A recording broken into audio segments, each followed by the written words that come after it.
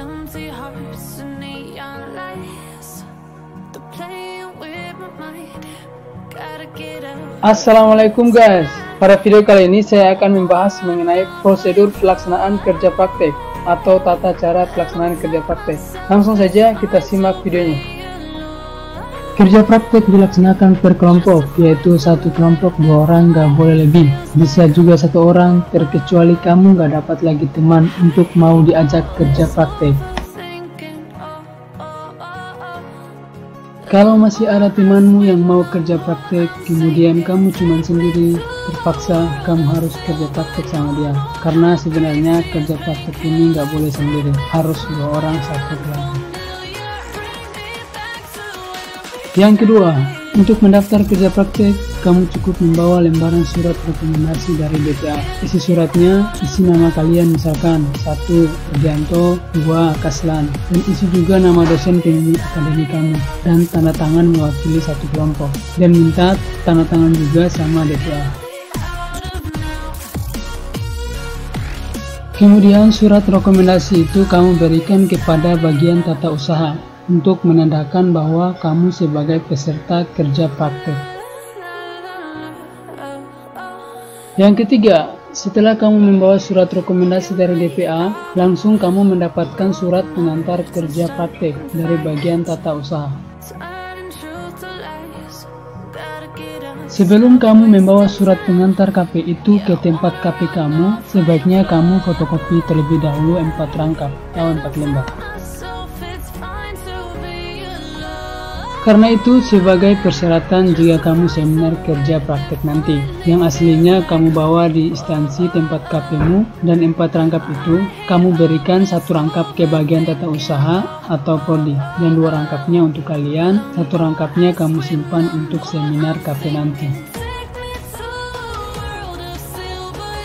Setelah kamu fotokopi dan kamu berikan ke prodi yang 1 rangkapnya itu, kemudian 1 rangkapnya untuk persyaratan seminar KP, dan 2 rangkap lainnya kamu simpan baik-baik untuk pelengkap laporan KP. Setelah itu surat pengantar kerja praktek yang asli kamu bawa di instansi kamu sebagai wujud bahwa kamu melakukan kerja praktek di tempat instansi itu. Setelah kamu membawa surat pengantar kerja praktek kamu di instansi tempat KP kamu harus menunggu surat balasan dari pihak instansi. Baru kamu bisa melakukan kerja praktek di instansi itu. Ini adalah contoh surat balasan dari pihak instansi tempat KP ku. Dulu aku KP itu di Dinas Koperasi Usaha Kecil Menengah Perindustrian dan Perdagangan Kabupaten Buton Selatan. Nah, inilah contoh surat balasan tempat KP ku dulu. Perihal balasan surat permohonan kerja praktek kepada yang terhormat Ketua Program Studi Teknik Informatika Fakultas Teknik Universitas Dayanu Iksanuddin Bau-Bau di Bau-Bau. Dengan hormat, menindaklanjuti surat Ketua Program Studi Teknik Informatika Universitas Dayanu Iksanuddin Bau-Bau nomor sekian-sekian tertanggal 28 Juli 2020 tentang pengantar kerja praktek sebagai salah satu wujud implementasi Tridharma perguruan tinggi, yaitu pengabdian pada masyarakat untuk menerapkan ilmu-ilmu yang diperoleh di kampus. Maka kami dari Dinas Koperasi UKM Perindustrian dan Perdagangan Kabupaten Buton Selatan pada prinsipnya dapat menerima kehadiran mahasiswa atas nama Erdianto dan Kaslan. Nah, kalau isi suratnya itu dapat menerima, berarti kita boleh kerja praktek di instansi itu. Kalau seandainya isi suratnya itu tidak dapat menerima kehadiran mahasiswa, berarti tempat KP itu tidak memperbolehkan kita untuk kerja praktek di instansi itu. Oke, dapat menerima kehadiran mahasiswa atas nama Erdianto Kaslan untuk kerja praktek pada Dinas Koperasi UKM Perindustrian dan Perdagangan Kabupaten Buton Selatan sesuai target waktu yang ditentukan oleh pihak kampus selama kurun waktu 2 bulan kalender hari kerja. Waktu kami serahkan ke pihak kampus. Demikian kami sampaikan untuk diketahui dan terima kasih. Kepala Dinas Koperasi UKM Perindustrian dan Perdagangan Kabupaten Buton Selatan, Dr. Maizat Amril Tamim, MSI, Pembina Utama Muda 4C, NIP sekian, tembusan Bupati Buton Selatan, dan yang lainnya. Setelah surat KPmu dibalas, kalau diterima maka kamu dapat melakukan kerja praktek di instansi itu. Kalau misalkan diterima di hari ini, berarti kamu dapat melakukan kerja praktek besok.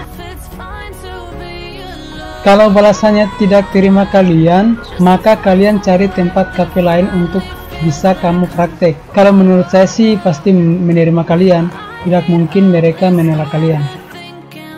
Kalau surat balasannya itu menerima kalian, kemudian surat balasannya itu kamu bawa di prodi sebagai tanda bahwa kalian diterima di tempat KP tersebut, dan pihak prodi mengeluarkan dosen pembimbing kalian. Sebelum membawa surat balasan itu ke prodi, kalian harus fotokopi terlebih dahulu surat balasan itu 4 rangkap. 1 rangkap untuk prodi, 1 rangkap untuk persyaratan seminar KP, dan 2 rangkap lainnya kamu simpan baik-baik karena itu sebagai pelengkap pembuatan laporan KP. Yang kelima, setelah surat balasan dibawa di prodi, maka saatnya pembagian dosen pembimbing. Nah, dosen pembimbing itu adalah dosen yang membimbing kamu pada saat pembuatan laporan sampai seminar kerja praktek. Dia yang bertanggung jawab atas dirimu. Yang keenam, kerja praktek dilaksanakan bulan Agustus, untuk pengurusannya bulan Juli. Pada saat selesai final, sebaiknya peserta kerja praktek jangan dulu pulang kampung, karena pengurusan kerja praktek dilaksanakan selesai final semester 6. Kerja praktek itu tidak boleh dilaksanakan pada saat aktif perkuliahan, karena itu akan mengganggu kinerja dari peserta kerja praktek. Maka pihak program studi merubah aturan baru bahwa kerja praktek dilaksanakan pada saat liburan. Yang ketujuh, kerja praktek dilaksanakan 2 bulan, perhitungannya 30 hari kerja. Misalkan suatu instansi itu jam hari kerja dalam 1 minggu masuknya 5 kali atau 5 hari kerja, dari hari Senin sampai Jumat. Nah, 1 bulan kan 4 minggu, berarti 5 kali 4, 20. Berarti selama 1 bulan kalian kerja praktek baru 20 hari kerja. Kan aturannya itu 30 hari kerja, berarti sisa 10 hari. Nah, sisa 10 harinya itu di bulan berikutnya. Misalkan kalian kerja praktek dimulai bulan Agustus, berarti sisa 10 hari kan? Nah, 10 harinya itu kita habiskan di bulan September. 1 minggu sama dengan 7 hari, sisanya 10 hari. Waktu kerja 5 kali atau 5 hari dalam 1 minggu. Berarti kalian kerja praktek selama 1 bulan 2 minggu. Makanya dihitung 2 bulan karena pelaksanaannya Agustus sampai September. Kalau yang sudah cukup SKS KKN-nya kalian, sebaiknya kalian mendaftar KKN juga, biar belum cukup pelaksanaan kerja praktek kalian. Yang ke-8, kalau kerja praktek itu bukan cuma kalian duduk-duduk saja atau kerja di situ, kalian juga harus cari permasalahan yang ada di kantor kamu yang berhubungan dengan teknik informatika.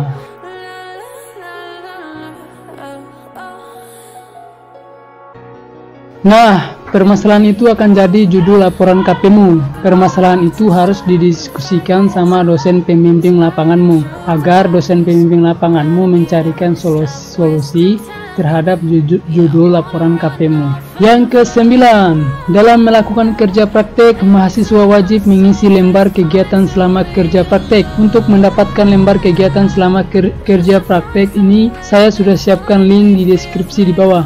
Kalian cukup download saja.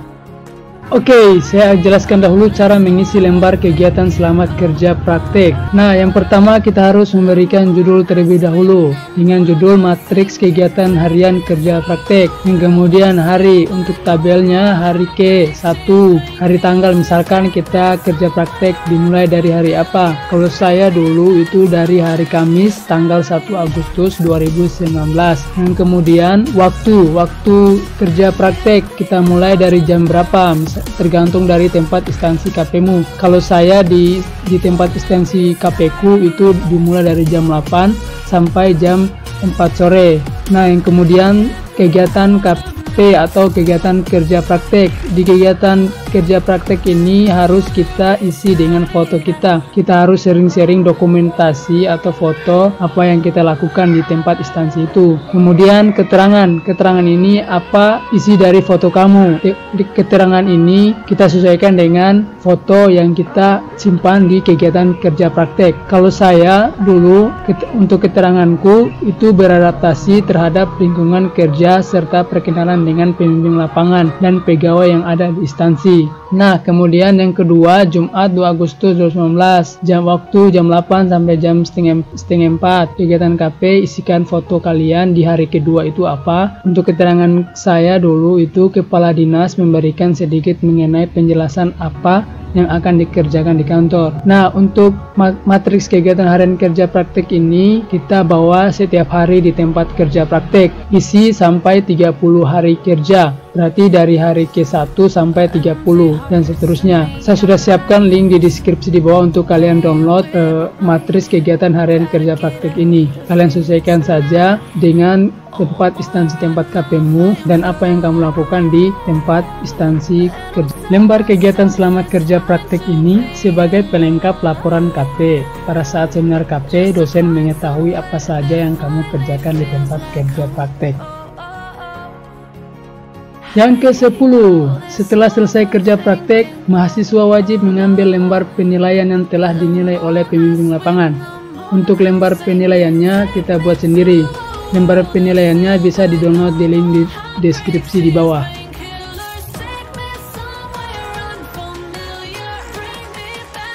Lembar penilaiannya dinilai oleh pembimbing lapangan yang ada di instansi kamu.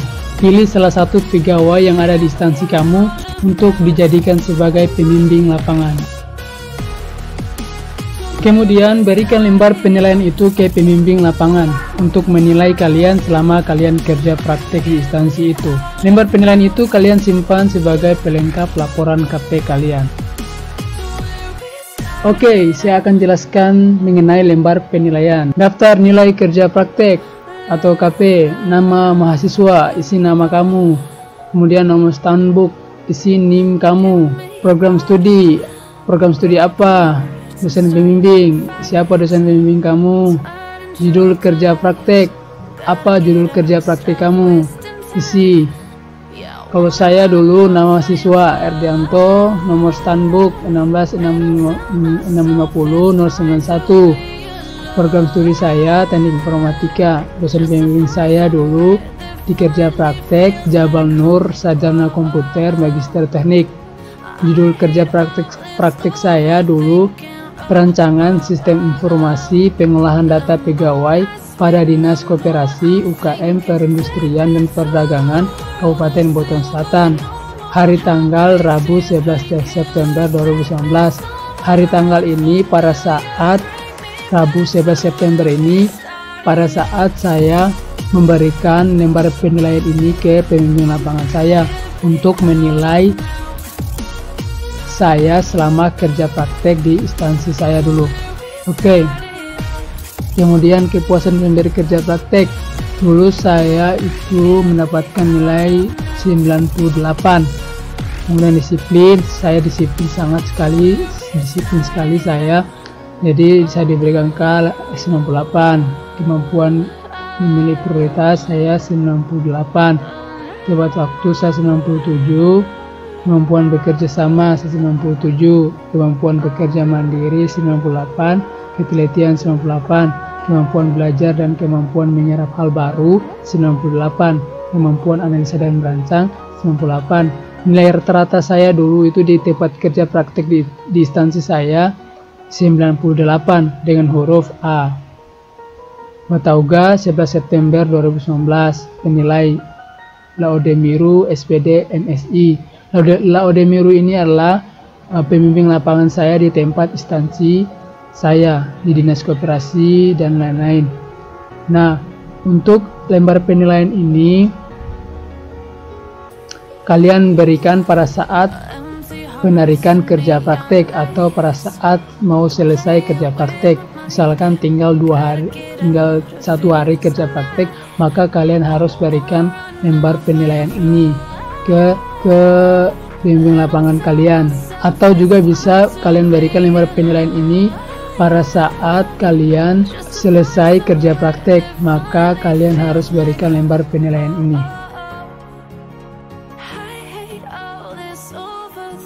Untuk mendapatkan lembar penilaian, saya sudah siapkan link di deskripsi di bawah, silahkan kalian download.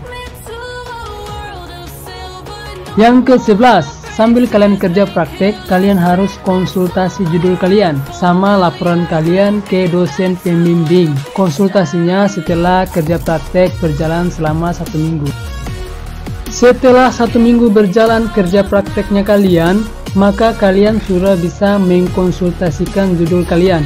Setelah judul kalian disetujui, maka kalian lebih fokus pada pembuatan laporan KP-nya kalian. Yang ke-12, dalam bimbingan laporan setidaknya minimal 5 kali melakukan bimbingan atau konsultasi dengan dosen pembimbing hingga mendapatkan persetujuan seminar kerja praktek. Kalau belum cukup 5 kali bimbingan, maka kita tidak bisa melaksanakan seminar kerja praktek. Kalau melakukan bimbingan kerja praktek, harus membawa lembar bimbingan dan berikan dosen pembimbing. Dan kemudian dosen pembimbing mengisinya. Untuk lembar bimbingan laporan, saya sudah siapkan link di deskripsi di bawah, silakan kalian download. Oke, saya akan jelaskan mengenai lembar bimbingan. Lembar bimbingan atau konsultasi dengan dosen pembimbing kerja praktek. Nama instansi kerja praktek. Tuliskan nama instansi kamu di tempat kerja praktek kamu. Kalau saya dulu Dinas Koperasi UKM Perindustrian dan Perdagangan Kabupaten Buton Selatan. Alamat instansi, tuliskan alamat instansi kamu. Kalau saya Dinas Koperasi itu alamatnya di Jalan Gajah Mada nomor ... telepon ... Batauga. Kemudian dosen pembimbing, isi nama dosen pembimbing kamu. Kalau saya dulu di laporan kerja praktek di kerja praktekku dulu itu, nama dosen pembimbingku adalah Jabal Nur, sarjana komputer, magister teknik. Kemudian judul laporan kerja praktek, isi apa nama judul laporan kalian. Kalau saya dulu judul laporan KP-ku itu perancangan sistem informasi pengolahan data pegawai di Dinas Koperasi UKM Perindustrian dan Perdagangan Kabupaten Buton Selatan. Kemudian di bawahnya ada tabel lagi, nomor, NIM sama nama mahasiswa, isi nama NIM kamu sama nama mahasiswa kamu. Kalau saya di sini NIM 16650 091, nama mahasiswa Ardianto dan isi nama teman kamu. Kalau saya dulu di tempat KP ku, nama temanku itu adalah Kaslan, jadi dia NIM-nya 1650093, nama mahasiswanya Kaslan. Kemudian ada lagi tabel di bawah, nomor, tanggal, materi yang dikonsultasikan, para dosen. Nah, untuk nomor, tanggal, dan materi yang dikonsultasikan sama para dosen ini adalah dosen yang mengisi lembar penilaian ini.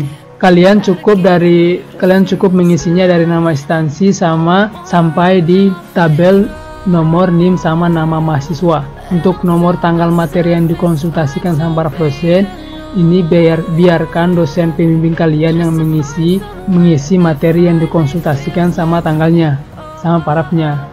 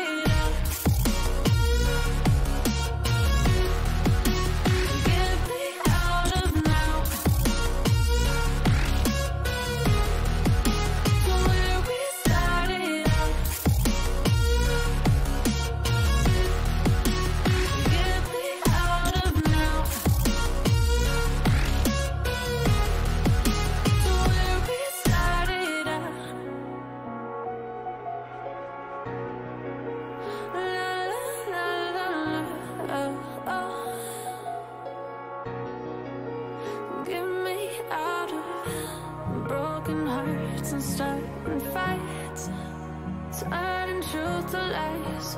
Gotta get up, stop wasting time. Yeah, I wanna run off and fly.